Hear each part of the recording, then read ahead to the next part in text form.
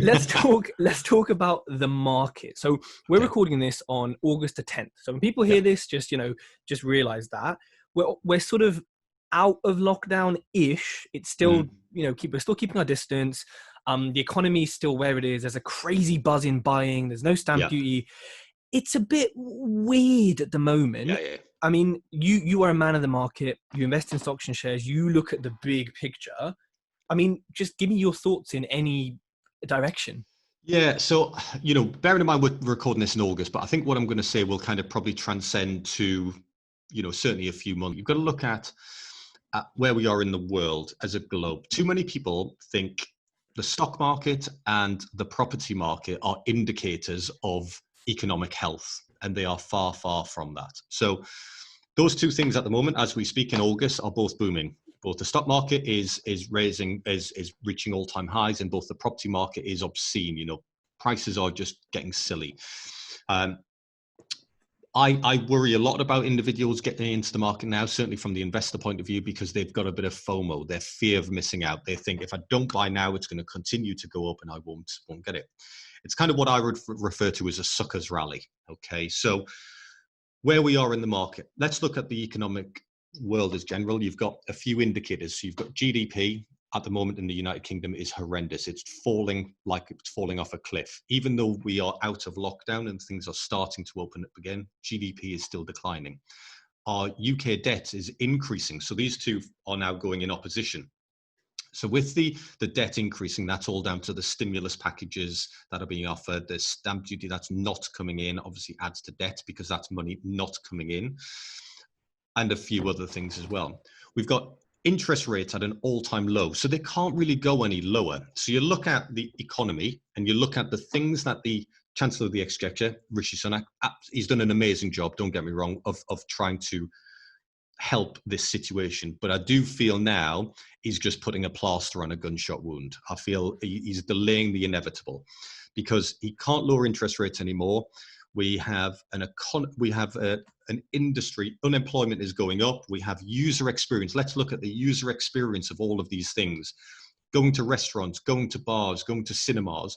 Yes, they're open, but they are nowhere near the capacity of what they were previously. The user experience for the individual has completely changed. It's changed individuals' habits and the way they go about enjoying themselves in the industry. Travel sector decimated. Those people with SAs, if they've survived the lockdown, which I dare bet a lot unfortunately did suffer, but if they survived, will probably do well over this period. So all of that in a nutshell, what it says is we've got these all-time highs of the stock market, all-time highs of the property market, but we are in a completely different world to we were in January. Okay, so the economy with GDP, interest rates, and unemployment, three of the main factors when it comes to the economy, are all absolutely shot. So what I feel is we've got a broken economy, and we've got two indicators here which are rocketing, which unfortunately I can't help but say are in bubbles.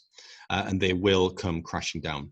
Whether they come crashing down or whether they just stop and take a decline is a different matter. That's all an argument over price and value. So as inflation goes up, you may not see the price of a property decline, but the value of that property will be dropping because inflation is going up.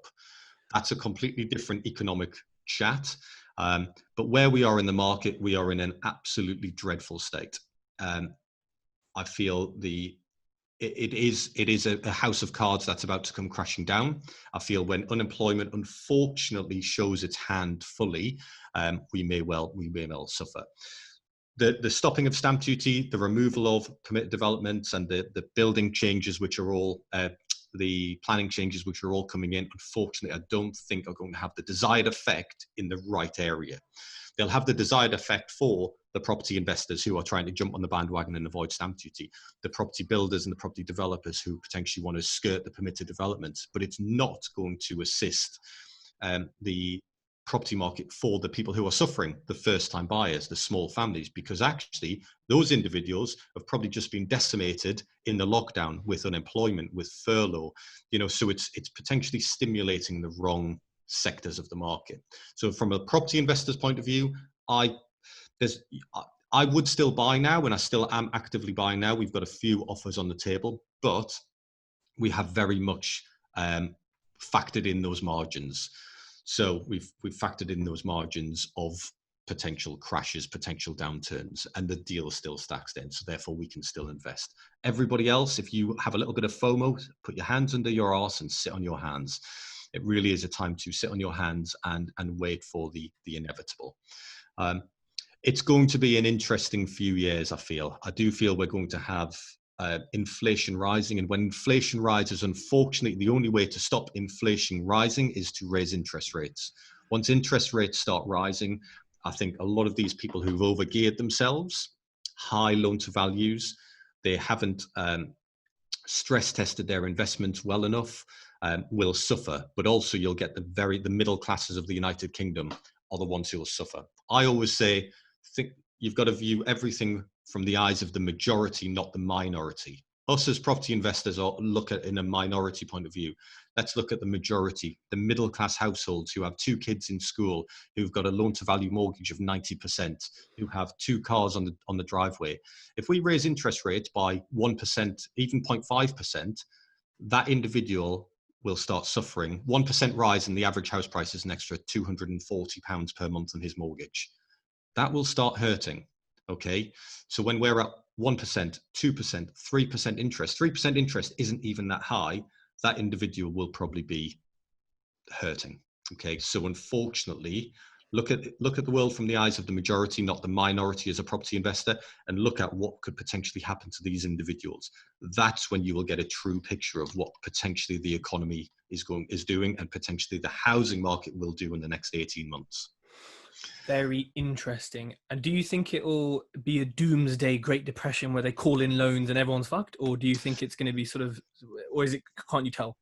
Right. So what do I see? We're in a different position. We're in a different world to we were to that in kind of 07, 08, when that was the financial crash. Then when banks going bust, loans being called in, I don't think we will get that, because what's happened now is a different type of crash, should we say, or a different type of thing. The bigger picture things, you've got the US. I feel the US dollar may be the catalyst. So people are like, well, when's this going to happen? I personally feel that we will start seeing this between October and March. That 6-month period. I did a post last November and I said there will be a property market crash Q4 2020, because there's a lot of other indicators that the UK property market is ready for a decline. It just needed a catalyst. Now, unfortunately, the catalyst was a global pandemic. So it didn't matter what that catalyst were, but the other indicators, the other writing is still on the wall.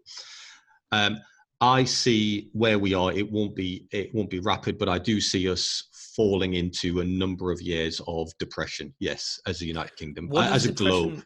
What does depression look? I've never lived through one. I don't think you have either. Nobody has. Yeah. I would say very few people ever have. What do you think it looks like on a daily? When I go to Tesco's, is it going to make a difference to my life? When I'm collecting rent, is it going to? How does it affect me as a human, I guess? Yeah. So what you will, if inflation starts to increase, what it will start where you will start to see it is the cost of your shopping will start to increase. That's on a basic day-to-day level. Mm-hmm. All of a sudden, your physical cost of living will go up. Now, what you may then see, because obviously you're a full-time landlord, you rely on the rents coming in.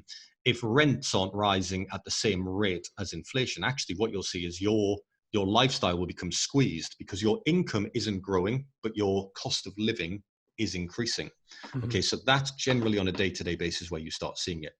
What you'll see elsewhere around the country, unemployment will start to increase. Now, you might not see that, okay, on a day-to-day basis, but where you may see it is in your tenants.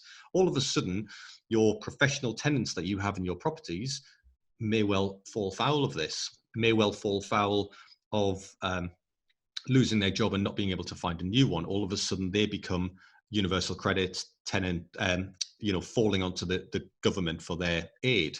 And again, that's absolutely fine, because ultimately, that tenant is a good individual. So even if and this is what I try and get across to a lot of people when it comes to universal credit tenants and benefit tenants, a lot of people tar them with the same brush. Actually, that professional tenant is the same person.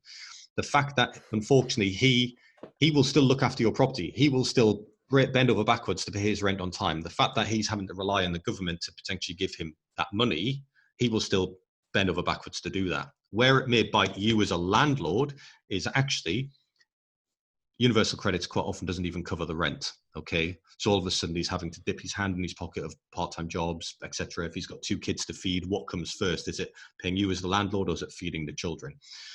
But they will still look after your property. So that will be one of the, inflation will be the first indicator.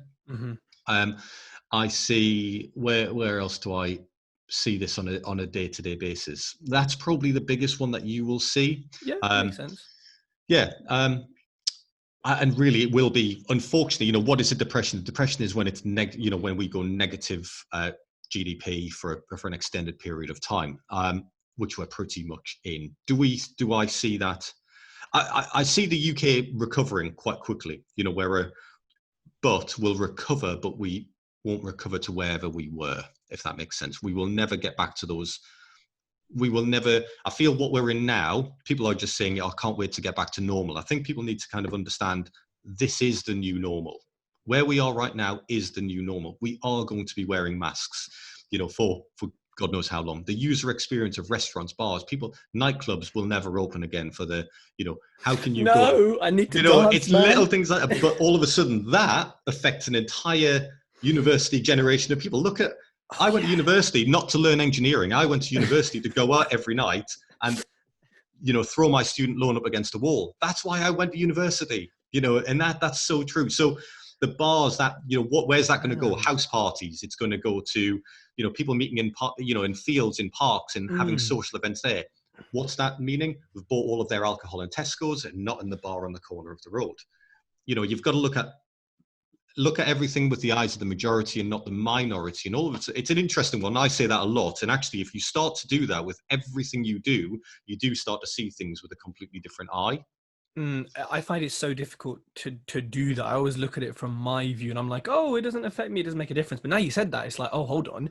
There's so many industries in that chain that are going to be affected by one thing not being the same, or like 100%. Grass manufacturers are going to make more money because the fields are going to need replacing. It's like, okay, it comes down to this property thing. This property thing. So I'll throw that around there. One of the things which I find quite interesting at the moment is you look at now the requirements of tenants moving into properties. So a lot of them now want a bit of outside space. They'll want a place, those little things. So then we look at it from the other point of view. So I walk around the city of York, where I live, and I look at the amount of city centre high-rise apartments that are being built. That will cost you, between £300,000 and £500,000 in York. That far north, they cost that much? Yeah. In the city centre of York, yet, wow. Okay, if you want to live in the city centre, yet you can move. You've been to my house. I am no more than about 2 or 3 miles outside of the city centre, and that would buy you a 3 or a 4 bedroom house. But you're outside of the city. You're outside of the city. You're no longer a city liver. But what I'm getting at there is actually people's mentality is potentially changing, because all of a sudden they've just been hit in the face with something that people thought was never possible. We're never going to lock down. We're never going to shut the economy and have to sit at home for 3 months. Well, you've just done it. And I think also the whole, the remote living and the remote working environment, you look at actually commercial property bonds. So again, we're reverting back to the stock market. A lot of commercial property bonds have done surveys. So Knight Frank did one, and a few of the others did. And actually 70% of businesses have now openly said that they will never revert back to the same working conditions that they ever had, because they will rely more on home working. So property investors all thinking, oh yes, here we go, commercial to residential conversions in city centres. Well, that's looking from your eyes. Now let's look at it from the majority's eyes. Do people want city centre apartments anymore? There's already 5 tower blocks of properties that aren't selling and aren't renting. Do I want to build another one just because there's a commercial property that I think I can convert? You've got to start thinking outside the box a little bit when it comes to that.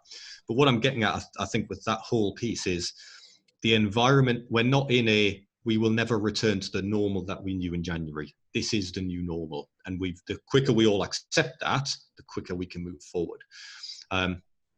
Yeah. And for me, one of the biggest things is travel. I fly quite a lot because I've got family who live in Northern Ireland.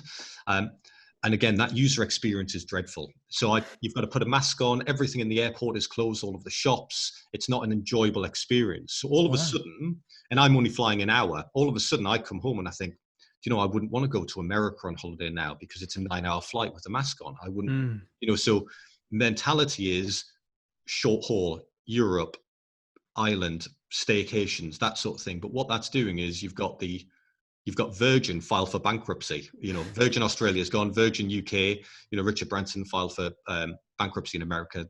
There's reasons for that. But you look at that. It will impact us all on a day-to-day basis. Yeah, it will, and I think, accepting that new normal is going to take time naturally, because it is quite different. I mean, I think wearing a mask isn't that. I mean, on a plane and for 7 hours, it's going to be a pain in the ass. But wearing it to the shops and stuff, for me anyway, personally, it's become so normal. Just slap it on and I'm done. People have to adapt. It is 100%. We've got to adapt, and I think people have. We've embraced that. And actually, if you look at the rates of increase in the UK compared to America, we've done quite well. Well, when you got Trump as your leader, I mean, you're all fucked anyway. You know what I mean? I don't think anyone would miss America if they all sort of disappeared off the map. When we talk about world economy, and you look at what he's doing, he's doing what's called helicopter money now. So he's basically giving every single and that's, again, if you study economics, helicopter money is pretty much one step before the world ends. Okay. So it's effectively where you are giving individuals money to go and spend within the economy. We as the UK have almost had a level of helicopter money with the Eat Out to Help Out. Very good scheme, by the way. Okay, 50% off at Nando's. I've just been out. I've just been out for a coffee this morning, and even that getting 50% off makes you see it. But what I'm getting at there is, and I get why it's been done, but it's almost too little, too late. It will help. Don't get me wrong, and it will bring those sectors back. But again, the user experience of going to Nando's will only ever be at 50% capacity to what it was in January. So you're getting 50% off your meal, but they're only serving 50% of the customers that they served in January. Yeah. So as a restaurant chain, they're not booming. They're just back to where they were, but they're in a different guise. Now that 50% can't go on ad infinitum. It will end. That's when we will start seeing the issues. America's a very interesting one for me, because obviously the US dollar is effectively the global currency. When the US dollar, I think the Trump election will be a huge marker in the sand, and I think that could well be the next catalyst that drives the economy downwards.